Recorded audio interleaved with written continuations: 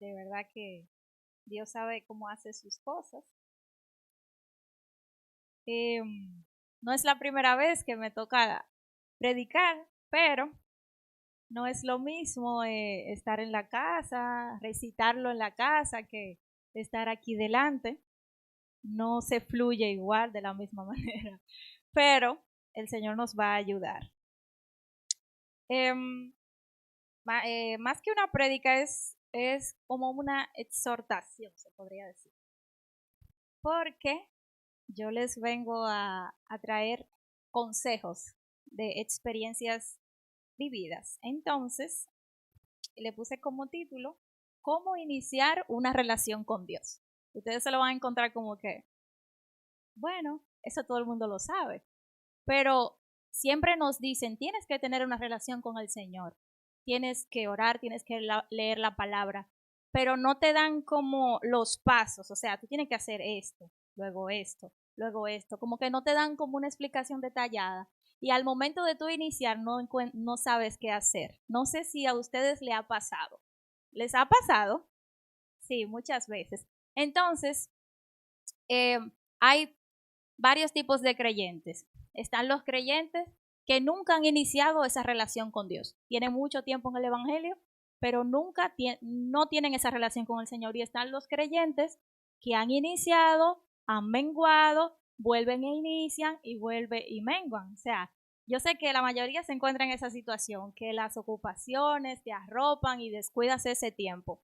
Pero eh, yo tengo algunos consejos que me han ayudado a, cuando mengo, a volver a ese tiempo de oración. Y voy a iniciar con, yo comparo esa relación con el Señor como una relación con un mejor amigo o con un novio. Entonces, cuando tenemos una relación con un amigo o un novio, con esa persona hablamos, él nos habla, o sea, nosotros le hablamos y también le escuchamos. No solamente hablamos, también en ese tiempo de conocimiento llegamos a amarle.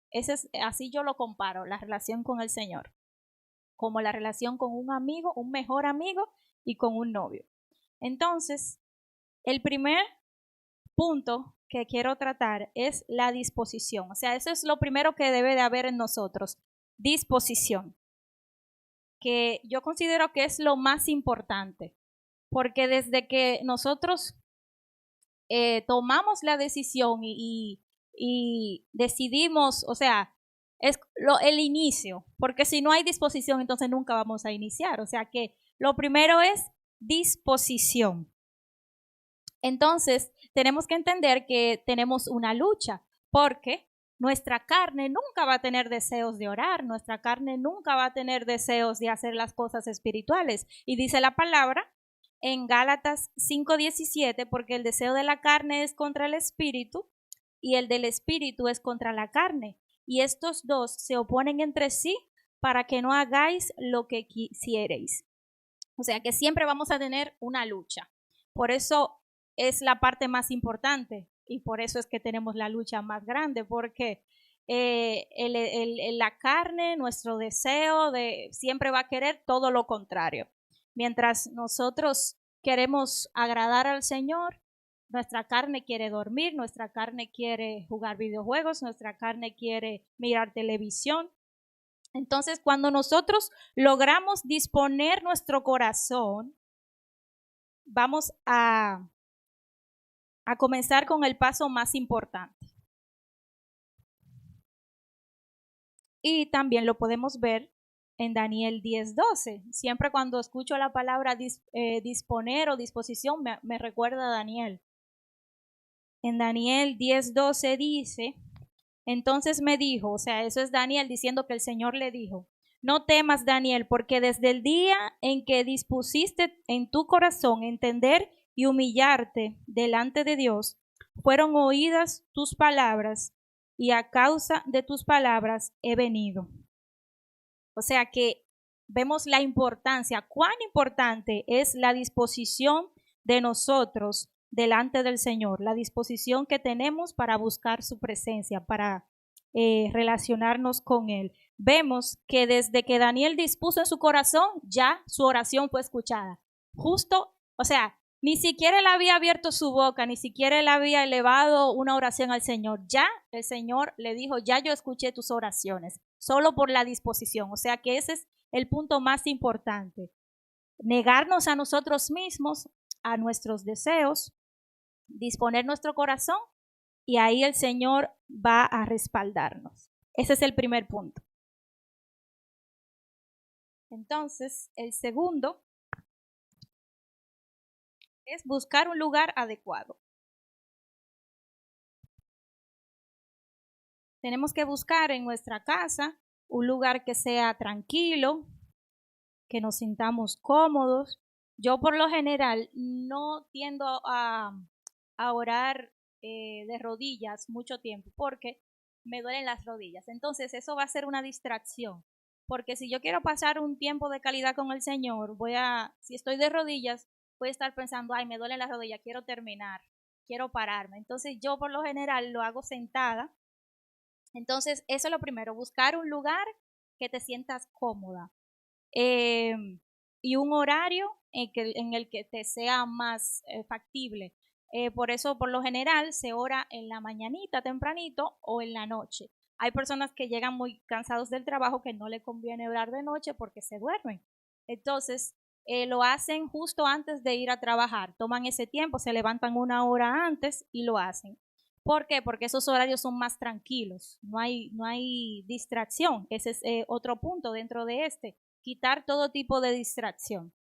Que no haya un televisor prendido, un lugar donde no haya mucho ruido, celulares que estén cerca. Si vas a usar el celular para buscar algún versículo, para poner alguna música, lo puedes dejar, pero que no nos distraigamos con eso, porque a veces comienzan a entrarte mensajes y tú terminas respondiendo mensajes, viendo mensajes en las redes y tú dices, pero yo no estaba en mi tiempo de intimidad. O sea que hay que buscar la forma, puede ser descargar la música y desconectar el internet, pero que nada nos distraiga en este tiempo. Otro punto dentro de del lugar adecuado, es buscar un sitio fijo, como que este sea mi lugar. Que yo siempre, es como les dije, que comparo la relación con Dios como un mejor amigo con un novio, es que ustedes como que decidan un lugar para encontrarse, que tú te imagines al Espíritu Santo esperándote en ese lugar todos los días a la hora que tú le estableciste. Mira, Señor, voy a encontrarme contigo en este lugar todos los días. Este va a ser nuestro lugar. Entonces será el lugar de encuentro para ustedes dos. Y luego tener las herramientas que vas a utilizar, tener tus herramientas a mano, como una libreta, lapicero, la Biblia, el celular, si vas a poner música. Y esto que estoy diciendo, quiero que cada punto esté sustentado en la palabra. En Daniel 6:10, si alguien lo puede buscar, por favor, me ayuda ahí. Daniel 6:10. Amén, Lisbeth.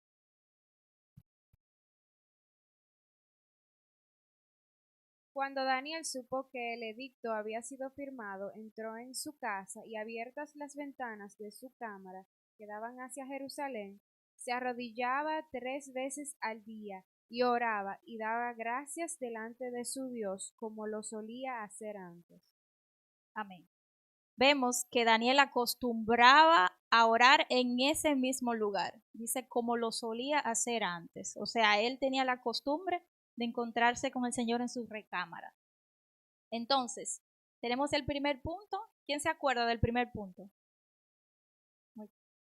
Muy bien. ¿Y el segundo? Buscar un lugar adecuado. Entonces, el tercer punto es preparar el ambiente. Yo lo llamaría como un rompehielo. Es como para iniciar, como preparar una atmósfera, crear una atmósfera. A veces hay una pesadez tan grande, no sé si ustedes la sienten, como que el ambiente está pesado. Entonces, algo clave para preparar el ambiente es la música. Entonces,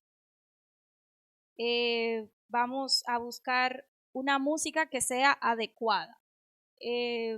Yo por lo general pongo músicas que no tienen letra, que la busco en YouTube, que se dicen atmósferas o ambientes, que son músicas de piano que no tienen letra, pero para los que no están acostumbrados a cantar o como que sea su deleite cantar, aunque todos fuimos creados para adorar al Señor, no todos tenemos ese talento para cantar bien. Entonces, yo les recomiendo a esas personas que pongan música con letra, que puedan cantar encima de la música con la artista, con el artista que está cantando. Porque si ponen ambiente, entonces no van a encontrar qué hacer, o si no tienen la costumbre de adorar encima de esas canciones. Por eso yo les recomiendo canciones con sus letras. Y quiero decirles que esto también está sustentado en la palabra y la podemos encontrar en Segunda de Reyes 3:15.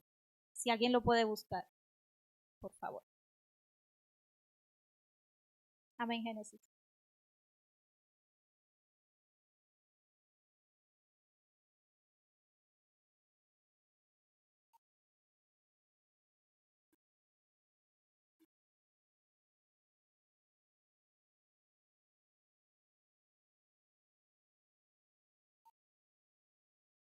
Aquí vemos a Eliseo, que él, antes de profetizar, antes de él ministrar, él llamaba a un tañedor. Los tañedores son una representación de los músicos hoy en día. Músico adorador, eso es un tañedor. Entonces, Eliseo,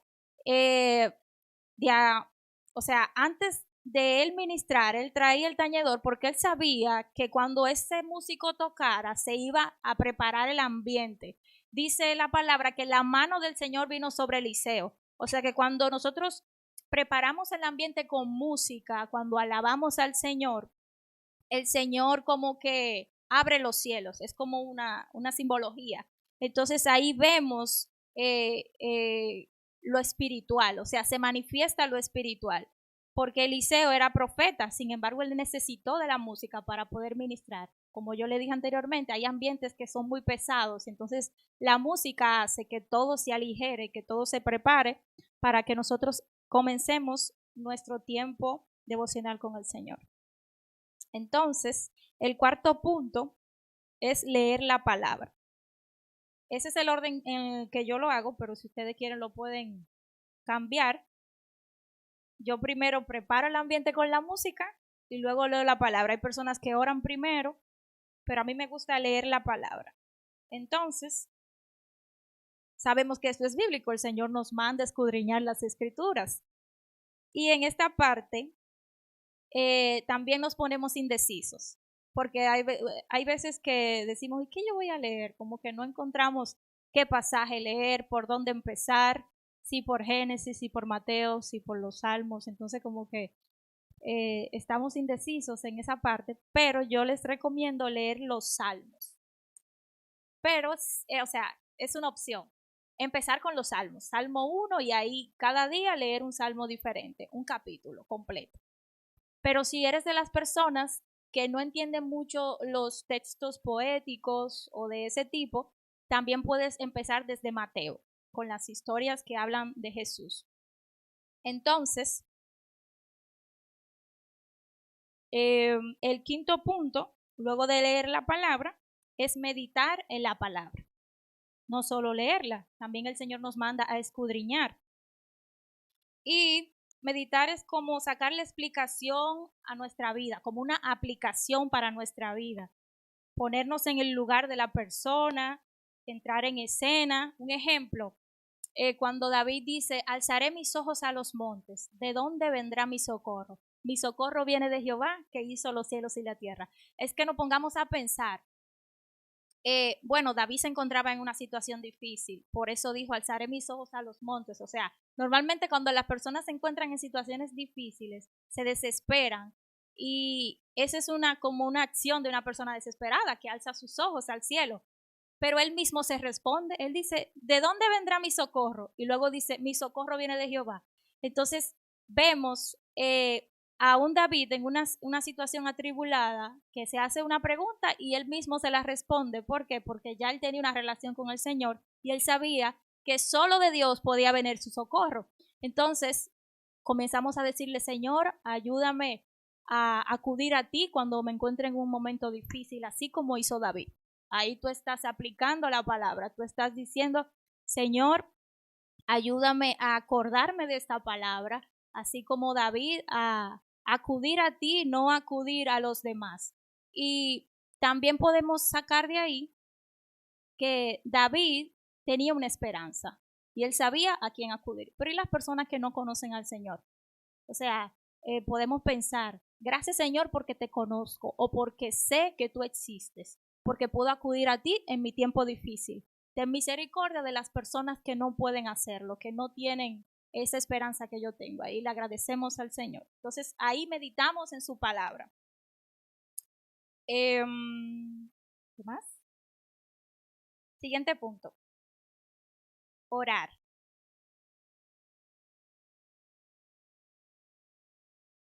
Después de que leo la palabra, entonces comienzo mi tiempo de oración. Entonces al principio es un poco difícil porque también como la palabra, entonces no sabemos cómo iniciar. Porque cuando a ti te dicen, por ejemplo, a Lisbeth le dijeron ahorita: ora por tal cosa, Lisbeth sabe por qué va a orar. Pero cuando tú estás iniciando, no encuentras por qué orar. O sea, dices, no sé qué decir. Entonces, una recomendación es dar gracias. Eso me ha funcionado. Entonces tú comienzas a dar gracias al Señor por tu familia. Gracias, Señor, porque estoy en tus caminos. Comienza a agradecer y a recordar cuán bueno ha sido el Señor contigo. Tu niñez, cómo el Señor te guardó. Comienzas a dar gracias por lo que Él ha provisto, porque tienes alimento en tu casa, porque estás sano, por la salud de tu familia. Comienzas a agradecerle y ahí vas a comenzar a ejercitarte en esa oración, y ya luego vas a orar hasta 2 horas sin darte cuenta, porque todo, o sea, todos tenemos un inicio. Entonces comienza agradeciéndole al Señor. Otra opción es orar con un salmo. Un ejemplo, el Salmo 34 dice: bendecirá a Jehová en todo tiempo y su alabanza estará de continuo en mi boca. Entonces con ese salmo podemos orar: quiero bendecirte, Señor, en todo tiempo, quiero bendecirte en el tiempo malo, quiero bendecirte, alabarte cuando las cosas estén bien, que no cese una alabanza de mi boca, Señor. Quiero que salga siempre, o sea, continuamente a adorarte, y que los demás escuchen, Señor, lo que tú has hecho conmigo y se alegren y te adoren.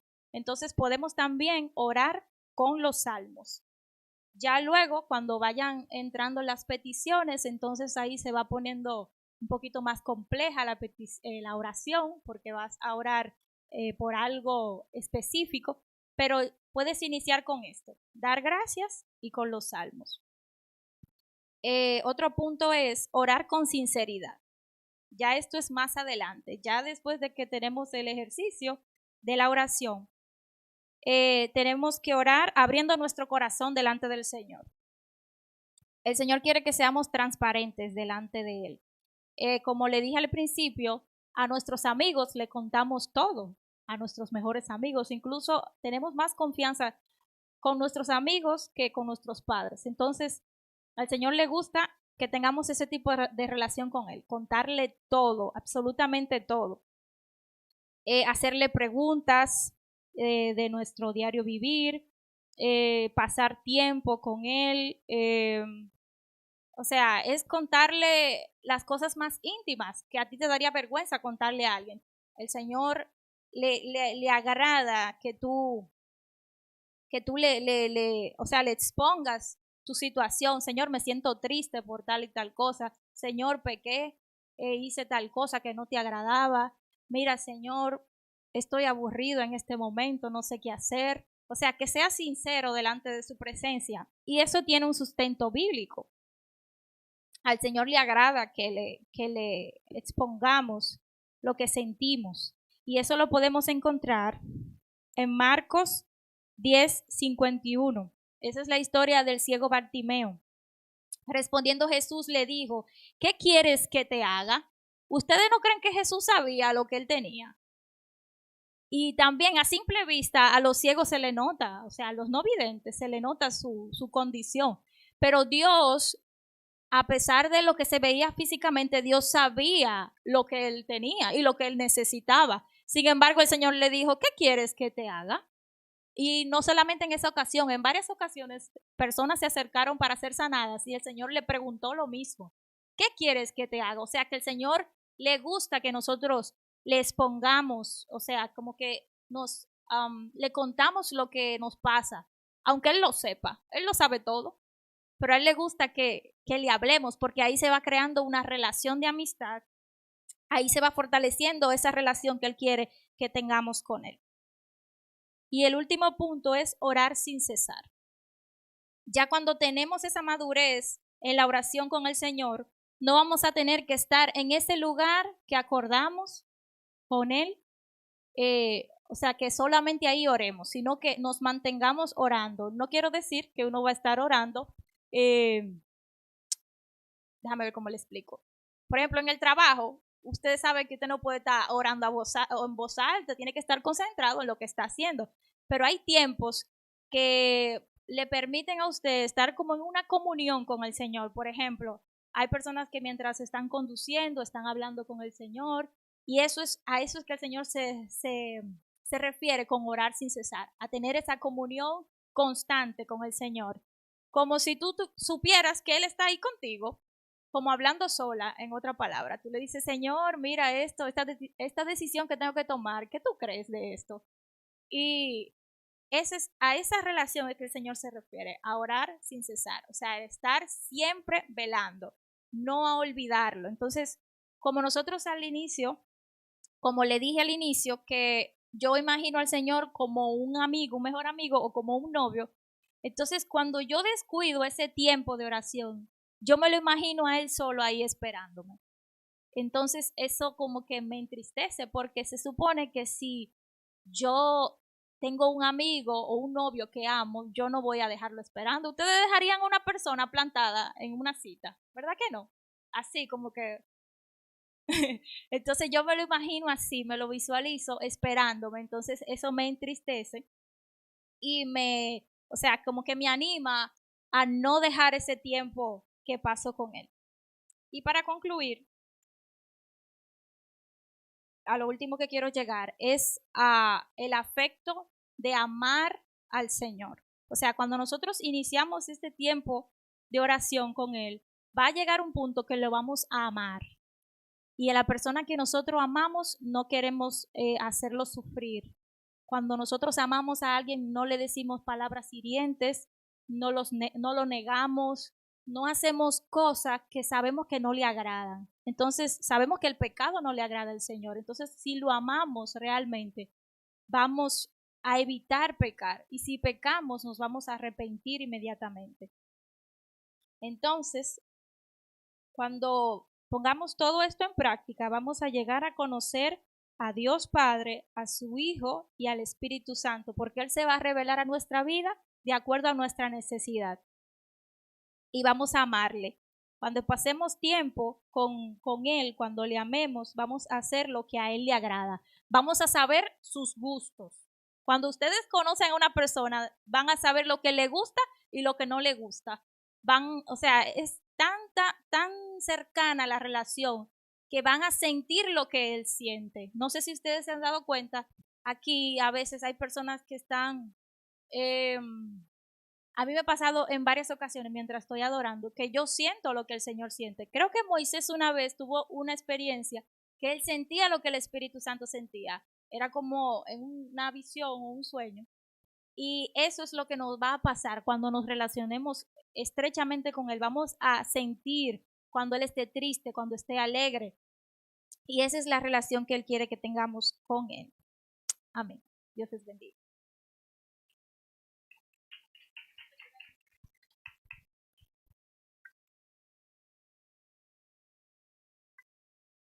El programa Niños de Bendición es un programa de desarrollo integral cuyo objetivo es beneficiar a los niños de 3 a 16 años que pertenecen a comunidades de escasos recursos, mediante la provisión gratuita de alimentos de lunes a viernes, educación cristocéntrica e inglés como segundo idioma. El programa inició en Copey, una comunidad muy pobre al este de Bayaguana, en la provincia Monte Plata, República Dominicana, donde gran parte de la niñez está bajo la influencia de la pobreza, falta de educación, adicción a las drogas y hacinamiento. En el año 2021, se entregaron 10.000 raciones alimenticias a más de 300 niños de dicha comunidad. El Ministerio Remanso de Dios, miembro de las Asambleas de Dios, está trabajando activamente para lograr los objetivos del programa y llevarlo a otros sectores de escasos recursos económicos en República Dominicana. Actualmente, se necesita ayuda económica para lograr la continuidad y expansión de esta iniciativa que bendice a tantas familias. Con tus oraciones y ofrendas puedes hacer la diferencia sin importar dónde estés. Creemos que Dios está obrando en la vida de estos niños. Tú puedes ser parte de esta bendición brindando esperanza y provisión. Puedes aportar a través de cualquier tipo de donación. Si deseas realizar un aporte monetario, puedes hacerlo a través de PayPal o una de las cuentas bancarias que aparecen en pantalla. Encuéntranos en las redes sociales como @iglesiaremanso. Si deseas patrocinar o involucrarte de forma activa en el programa, comunícate con nosotros a los números 809-379-1190 o 809-210-2001. Sé parte hoy del programa Niños de Bendición y únete a lo que Dios está haciendo.